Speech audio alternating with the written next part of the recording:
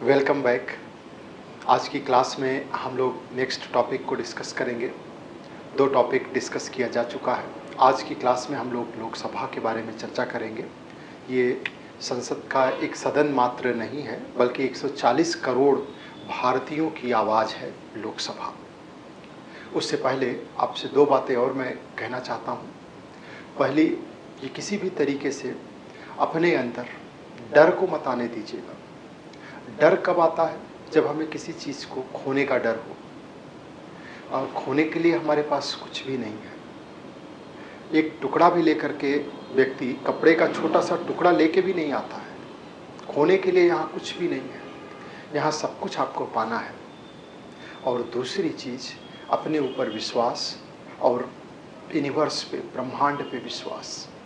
सच्ची श्रद्धा, सच्चे मन से जो बात, जो निश्चय, जो विश्वास, जो आपका दृढ़ संकल्प निकलता है, वो ब्रह्मांड में पूरी तरीके से एक ऊर्जा के रूप में फैल जाता है और ब्रह्मांड उस लक्ष्य की तरफ आपको पहुंचाने के लिए प्रयासरत हो जाता है, एकजुट हो जाता है।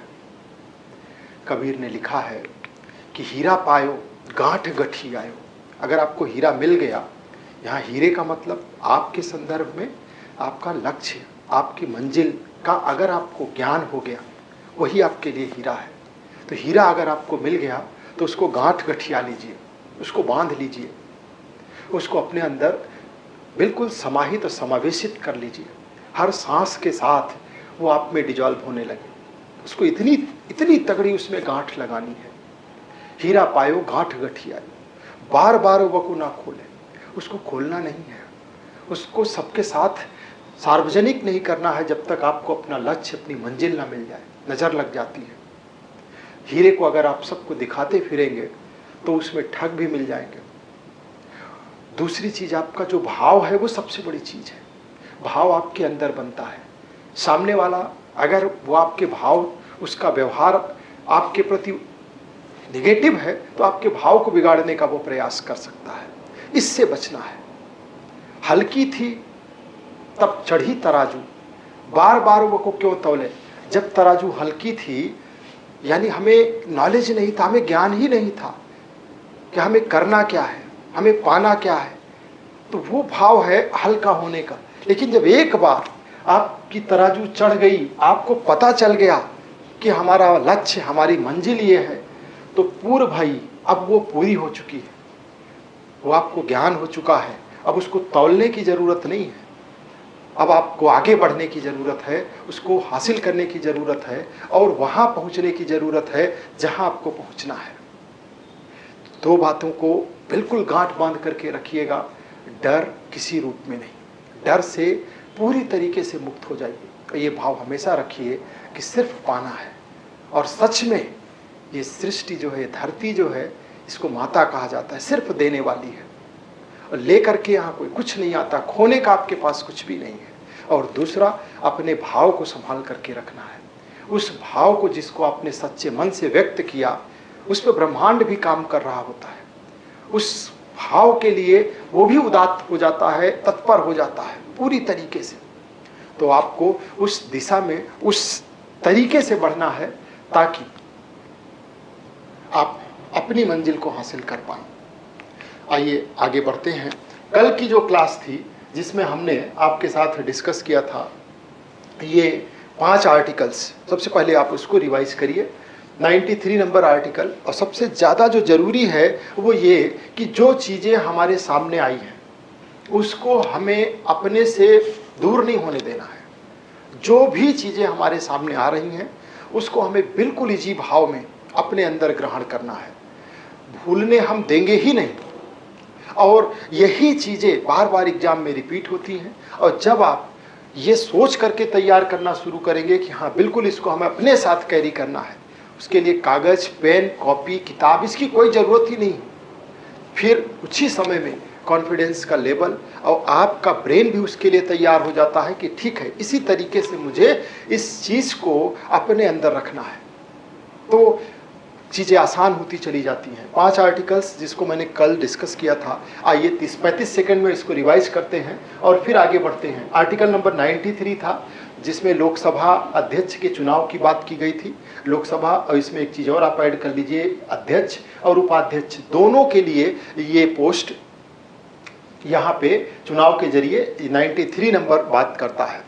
दूसरा 94 है, इसमें लोकसभा अध्यक्ष को उसके पद से हटाने की बात की गई थी कि साधारण बहुमत से एक प्रस्ताव पारित करके लोकसभा के सदस्य अपने अध्यक्ष को यानी स्पीकर को पद से हटा सकते हैं। और जो तीसरी बात थी 95(1), इसमें प्रोटेम स्पीकर के नियुक्ति की बात थी। और 110 नंबर जो आर्टिकल है ये धन विधेयक से यानी मनी बिल से संबंधित है, और इसमें इसकी परिभाषा और विषय वस्तु आपको दी गई थी कि किस तरीके से एक जो मनी बिल है वो लोकसभा के अंदर प्रस्तुत होता है। लोकसभा की जो पावर है इसके संदर्भ में सबसे ज़्यादा है। आर्टिकल नंबर 122, इसकी चर्चा की गई थी कि ये संसद की जो कार्यवाही है उसको किससे बचाता है कि न्यायालय में चुनौती नहीं दी जा सकती। लेकिन इसमें एक शब्द यूज किया जाता है प्रक्रियात्मक अनियमितताओं। तो जितनी इस तरीके की प्रोसेस बेस्ड इरेगुलरिटीज हैं, जैसे कि नियमों का उल्लंघन हो गया, प्रक्रिया में जो त्रुटि हो गई या कोई तकनीकी गलती हो गई, तो उसके सबके लिए न्यायालय में कोई जवाबदेहिता नहीं बनेगी। लेकिन ये ध्यान रखिएगा कि अगर कोई भी चीज़ संवैधानिक व्यवस्था पर हमला करे या असंवैधानिक हो या मौलिक अधिकारों का हनन कर रही हो, तो उस पर न्यायिक समीक्षा की जा सकती है, भले वो संसद में ही क्यों ना हो। 2015 में जजों की नियुक्ति के संदर्भ में एनजेएसी अधिनियम संसद ने के दोनों सदनों ने पास किया, राष्ट्रपति ने उस पर अपनी अनुमति दे दी, वो बिल से अधिनियम बन गया, एक्ट बन गया। उसके बाद सुप्रीम कोर्ट के 11 जजों की बेंच ने उस कानून को असंवैधानिक, उसका जुडिशियल रिव्यू किया और उसको असंवैधानिक घोषित किया। ठीक, तो ये आपके आर्टिकल्स हैं 5 जिनको आपको ध्यान रखना है। यानी कि धीरे धीरे करके ये आर्टिकल्स हमारे पास पता ही नहीं चलेगा, सारे कलेक्ट हो जाएंगे। 93 में क्या है, 94 में क्या है, उसके बाद 95(1), 110 और 122। इसके साथ ही कल मैंने प्रोटेम स्पीकर के बारे में चर्चा किया था। 5 पॉइंट्स आपको इनके बारे में भी ध्यान रखना है कि नियुक्ति राष्ट्रपति के द्वारा की जाती है, एक अस्थायी पद है और पोस्ट क्या है, अस्थायी अध्यक्ष की, जिसको प्रोटेम स्पीकर कहते हैं। काम क्या है, नई लोकसभा की पहली बैठक की अध्यक्षता करना और उसके साथ में जो नवनिर्वाचित सांसद हैं उनको शपथ दिलाना, जो अध्यक्ष हैं लोकसभा के उनके निर्वाचन को, चुनाव को संपन्न कराना, और प्रोटेम स्पीकर से संबंधित जो संवैधानिक प्रावधान है, जो आधार है, वो 95(1) है। इसके साथ कल आइए 1 मिनट में देखते हैं लोकसभा स्पीकर के बारे में। लोकसभा स्पीकर को कल हमने डिस्कस किया था कि चुनाव लोकसभा सदस्यों के द्वारा किया जाता है, ये आपका 93 नंबर आर्टिकल है। लोकसभा अध्यक्ष लोकसभा का सदस्य होना अनिवार्य है। जो व्यक्ति लोकसभा का स्पीकर बनेगा उसको लोकसभा का सदस्य होना जरूरी है। कोई विधेयक, धन विधेयक है या नहीं है, इसका निर्धारण लोकसभा का अध्यक्ष ही करता है। लोकसभा सचिवालय पर अध्यक्ष का प्रशासनिक नियंत्रण होता है और वो उसका प्रमुख होता है, और यही इसके पद को कंटिन्यूटी में भी लाता है, संसदीय स्वायत्तता का, जिससे वो संरक्षक बनता है। और इसके साथ ही अध्यक्ष की भूमिका जो होती है वो कार्यपालिका और विधायिका के बीच में संतुलन बनाए रखने की होती है। कार्यपालिका और विधायिका हमारे यहाँ क्या है, ओवरलैपिंग है। जितने कार्यपालिका के मेंबर हैं उनको विधायिका का मेंबर होना होता है।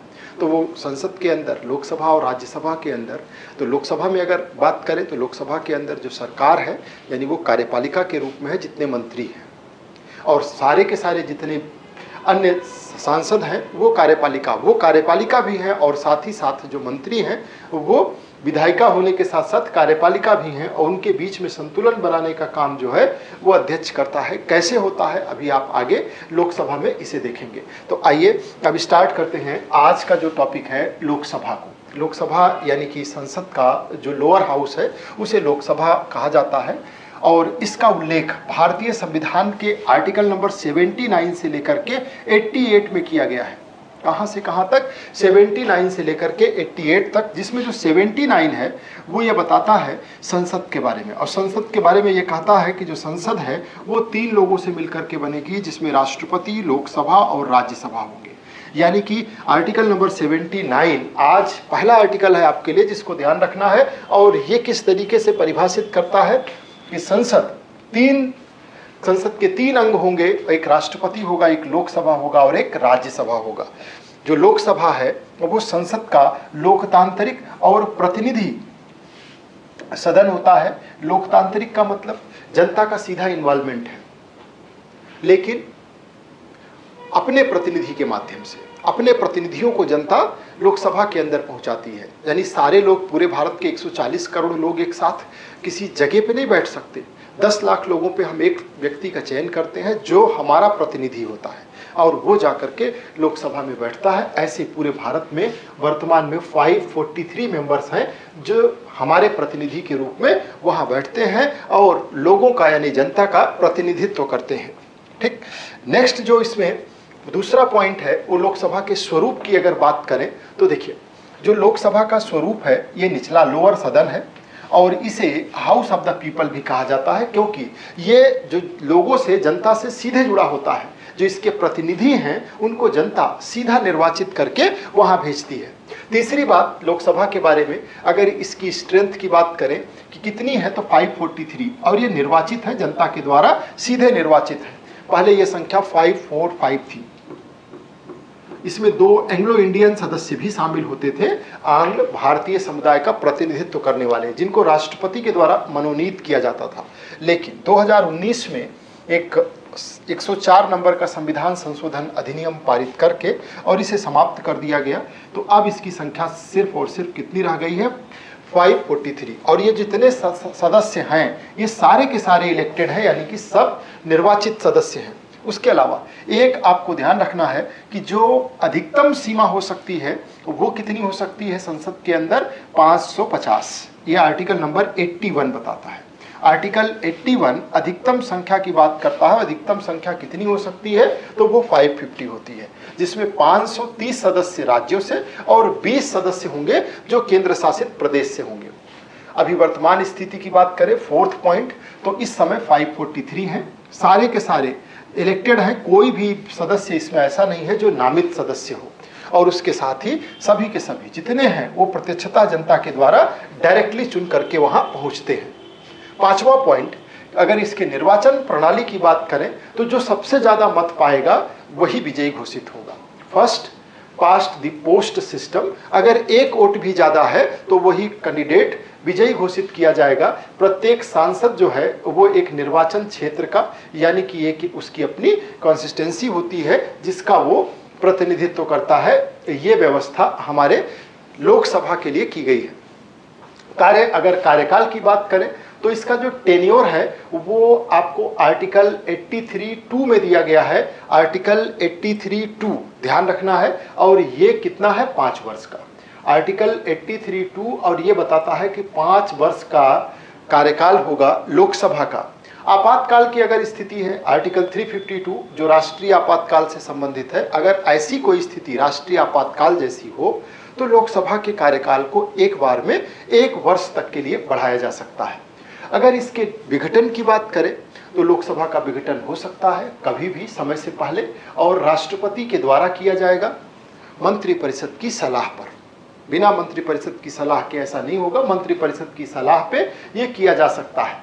राज्यसभा कभी भंग नहीं होती है, राज्यसभा सतत चलने वाली संस्था है। कल मैंने आपको बताया था कि जो विघटन है वो सिर्फ लोकसभा का होता है, राज्यसभा का नहीं होता है।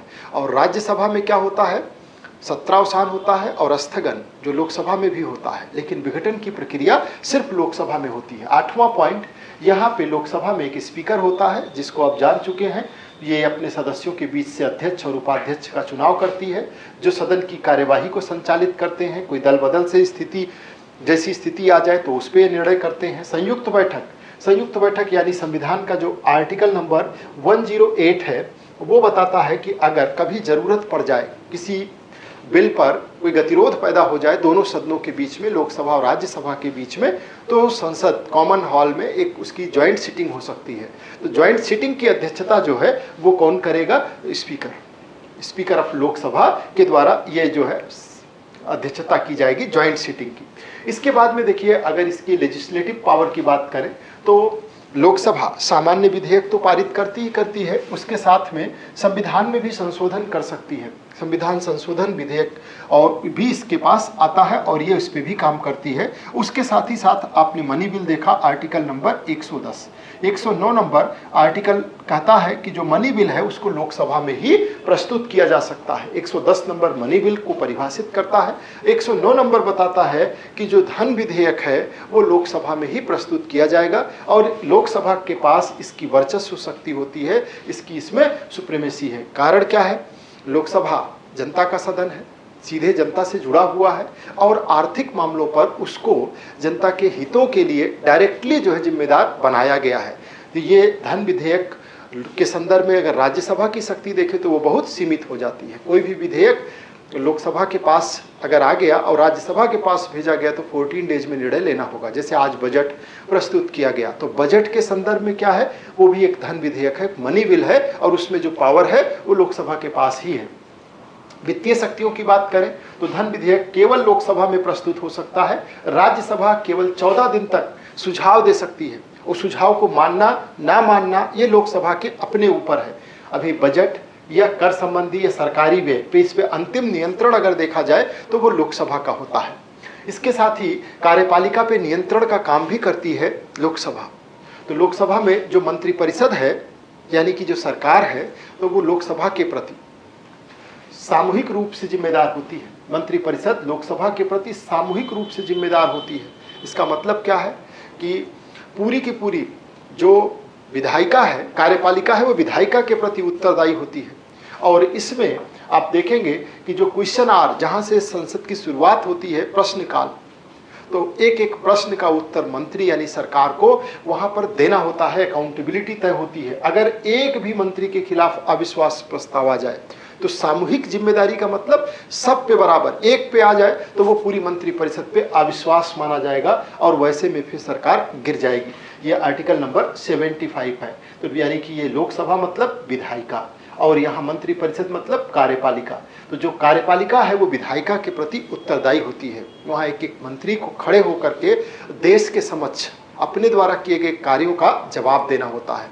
ये प्रश्नकाल के अंदर व्यवस्था आपको देखने को मिलेगी। उसके साथ ही साथ जो ये लोकसभा है, ये इसके पास एक स्पेशल टूल है जिसको कहते हैं नो कॉन्फिडेंस मोशन यानी अविश्वास प्रस्ताव।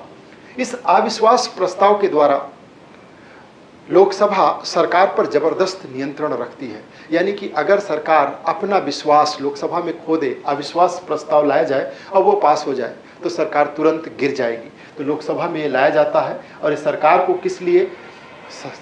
जनता के प्रति अकाउंटेबल बनाने के लिए, विधायिका के प्रति अकाउंटेबल। विधायिका में कौन है? जनता के प्रतिनिधि हैं, यानी कि जनता इनडायरेक्टली शासन कर रही है। यही आप देख सकते हैं लोकतंत्र के अंदर। इसके साथ ही साथ लोकसभा में प्रश्नकाल, स्थगन प्रस्ताव, कटौती प्रस्ताव, इन सब के माध्यम से सरकार पर यानी कि मंत्रिपरिषद पर यानी कि कार्यपालिका पर नियंत्रण रखा जाता है। तो अभी ये सारी चीज़ें हम आपके साथ आगे डिस्कस करेंगे, इन सारे पॉइंट्स को कि इनका क्या मतलब है आगे की क्लास में। अगली 12वीं नंबर की अगर लोकसभा की बात करें पॉइंट्स की, तो न्यायिक शक्तियाँ भी इसके पास हैं। जैसे राष्ट्रपति है, उपराष्ट्रपति है या न्यायाधीशों पे, इन पे सब पे महाभियोग चला सकता है, उसमें इसकी भागीदारी होती है। तो ये इसकी न्यायिक शक्ति है। उसके अलावा न्यायिक जवाबदेही सुनिश्चित करने में भी इसकी महत्वपूर्ण भूमिका होती है।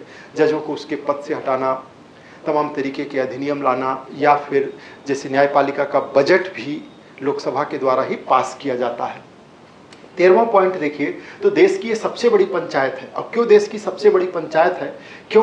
क्योंकि इसमें हर क्षेत्र का, हर वर्ग का, जाति का, धर्म का, भाषा का, है ना, सब तरीके का यहाँ पर प्रतिनिधित्व होता है। और गांव की पंचायत से लेकर के राष्ट्रीय नीति तक सबकी आवाज़ यहाँ पे उठती है और सबको कहीं ना कहीं ये इस पर एक भरोसा और विश्वास होता है। तो ये लोकतंत्र का जीवंत मंच है सबसे बड़ा, जहाँ पर सबकी आशाएं अंतिम पायदान पे खड़ी होती हैं। इसके साथ ही अगर 14वां नंबर देखेंगे तो राष्ट्रीय महत्व में यहीं पे सरकार बनती है, यहीं पे गिरती है, लोकसभा के अंदर ही। यही अविश्वास प्रस्ताव लाया जाता है। देश की नीतियाँ, देश का कानून, बजट, सबका केंद्र जो है वो लोकसभा है। और जनता की अगर आकांक्षाओं की बात करें तो जनता की आकांक्षाओं और असंतोष का ये एक संवैधानिक मंच है जिस पर वो अपनी हर तरीके की क्रिया और प्रतिक्रिया को प्रकट करते हैं अपने प्रतिनिधियों के माध्यम से।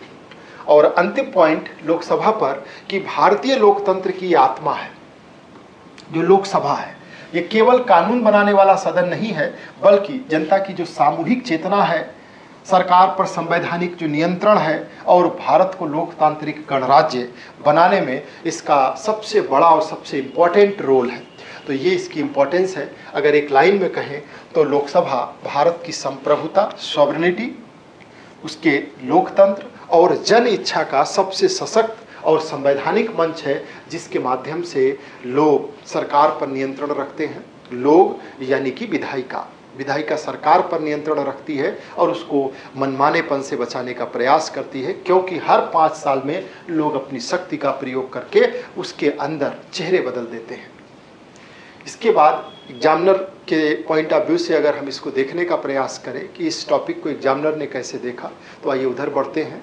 कुछ लिखा हुआ है कि उत्साह जो है वही कार्य का प्राण होता है, इसको मेंटेन रखना है और उत्साह के लिए आप लगातार सतत रूप से प्रयास करें। अपने आप को एनर्जेटिक आप तब बना करके रख पाएंगे जब आप सुदृढ़ीकरण पर विशेष रूप से ध्यान रखेंगे। उत्साह वहीं से मेंटेन होता है, यानी विस्तार के साथ में सुदृढ़ीकरण जो समेटना है वो उत्साह का सबसे बड़ा आधार है। जब हम पीछे की चीज़ों के साथ में जुड़ते रहें, उसे भूलें ना, उसको अपने साथ समेटे हुए रखें, तो वहाँ से हमें एक विशेष रूप से बल मिलता है। आइए क्वेश्चंस को डिस्कस करते हैं इस टॉपिक से रिलेटेड जो पूछे गए हैं। फर्स्ट क्वेश्चन है कि लोकसभा के संदर्भ में निम्न में से कौन सा कथन सही है।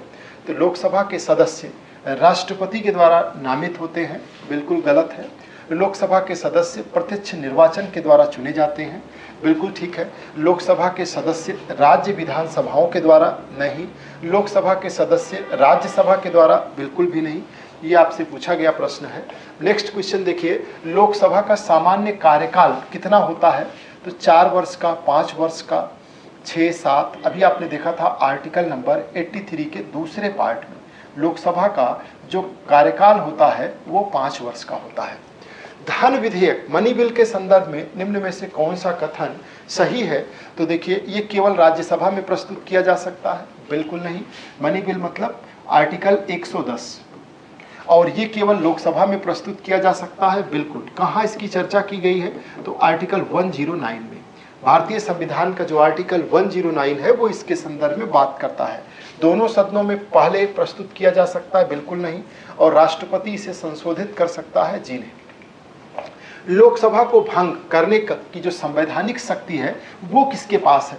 लोकसभा को भंग करने की संवैधानिक शक्ति प्रधानमंत्री के पास नहीं, लोकसभा अध्यक्ष ने, राष्ट्रपति के पास में ये शक्ति है।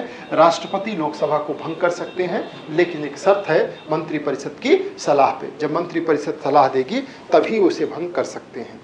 नेक्स्ट क्वेश्चन है, निम्न में से कौन सा प्रस्ताव केवल लोकसभा में लाया जा सकता है। धन्यवाद प्रस्ताव दोनों सदनों में लाया जा सकता है। अविश्वास प्रस्ताव केवल लोकसभा में। निंदा प्रस्ताव, स्थगन प्रस्ताव यानी जो अविश्वास प्रस्ताव है वो सिर्फ और सिर्फ लोकसभा में, क्योंकि जो मंत्रिपरिषद है वो सामूहिक रूप से लोकसभा के प्रति उत्तरदायी होती है, अकाउंटेबल होती है। लोकसभा अध्यक्ष का चुनाव कौन करता है। राष्ट्रपति के द्वारा किया जाता है, प्रधानमंत्री के द्वारा किया जाता है, संसद के द्वारा, या लोकसभा के सदस्यों के द्वारा। आपका आंसर क्या होगा, डी, लोकसभा के सदस्यों के द्वारा लोकसभा अध्यक्ष का चुनाव होता है। निम्नलिखित में से कौन सा कार्य लोकसभा अध्यक्ष का नहीं है। सदन की कार्यवाही का संचालन, विधेयक, धन विधेयक को प्रमाणित करना, तो बिल्कुल सदन की कार्यवाही का संचालन, कोई भी विधेयक धन विधेयक है या नहीं इसका निर्णय लोकसभा अध्यक्ष ही करेगा। संयुक्त बैठक की अध्यक्षता भी करेगा। प्रधानमंत्री की नियुक्ति राष्ट्रपति के द्वारा की जाती है। प्रधानमंत्री नियुक्त होता है, राष्ट्रपति का निर्वाचन होता है, राष्ट्रपति चुन करके आता है। प्रधानमंत्री एज ए संसद सदस्य निर्वाचित होता है और प्रधानमंत्री पद के रूप में उसकी नियुक्ति होती है, और वो कौन करता है, राष्ट्रपति। लोकसभा के सदस्यों की अधिकतम संख्या कितनी हो सकती है, तो ये 550। आपको कमेंट बॉक्स में इसका आंसर बताना है, वो आर्टिकल कौन सा है जिसमें इसकी चर्चा की गई है। अभी थोड़ी देर पहले मैंने बताया था। निम्न में से कौन सा कथन सही है। राज्यसभा वित्तीय मामलों में अधिक शक्तिशाली है, बिल्कुल गलत है। दोनों सदनों की वित्तीय शक्तियां समान है, जी नहीं। वित्तीय मामले में लोकसभा को वरीयता प्राप्त है। राज्यसभा धन विधेयक को अस्वीकार कर सकता है, जी नहीं। तो ऐसे में आपका आंसर क्या हो जाएगा? सी वाला। नेक्स्ट क्वेश्चन है, लोकसभा को जनता का सदन कहे जाने का मुख्य कारण क्या है? इसके सदस्य नामित होते हैं, इसके सदस्य अप्रत्यक्ष रूप से जनता द्वारा बिल्कुल भी नहीं, इसके सदस्य सीधे जनता के द्वारा चुने जाते हैं, और इसमें केवल राज्यों के प्रतिनिधि होते हैं, जी नहीं। आंसर क्या होगा आपका? सी। इसके जो प्रतिनिधि हैं, सदस्य हैं, वो जनता के द्वारा सीधे चुने जाते हैं। तो ये क्वेश्चंस थे जो इस टॉपिक से रिलेटेड प्रीवियस ईयर्स में पूछे गए हैं, और इस टॉपिक को आपको एक बार अच्छे से समझना है। 15 पॉइंट्स में मैंने आपके साथ इसको डिस्कस किया, बहुत आसान सा है। एक बार कोशिश करिएगा कि पेन और पेपर पे जितने पॉइंट्स आपने गेन किए हैं उनको लिखने की कोशिश करिएगा, और ध्यान रखिएगा कि अंधेरा कितना भी गहरा क्यों ना हो, अगर एक सच्चा प्रयास किया जाए तो वो सच्चा प्रयास उसे चीर देता है। अगर मन भारी है और अंदर से प्रेशर, अंदर से घबराहट, अंदर से हेजिटेशन या तमाम तरीके की ऐसी चीज़ें फील हो रही हैं, तो इसका मतलब ये है कि कोई बड़ा सपना सांस ले रहा है, और ये सामान्य स्थिति में नहीं होता है। सामान्य व्यक्ति के ऊपर कोई प्रेशर नहीं होता है। और अगर आप प्रेशर, दबाव, तनाव या फिर विषम परिस्थितियों का अपने जीवन में सामना कर रहे हैं, तो ये समझ लीजिए कि विश्वास खुद पे रखिए कि कुछ बड़ा आप करने की तरफ बढ़ रहे हैं, क्योंकि जो चल पड़ता है वही एक दिन अपना रास्ता बना लेता है, और रास्ता खुद बन जाता है।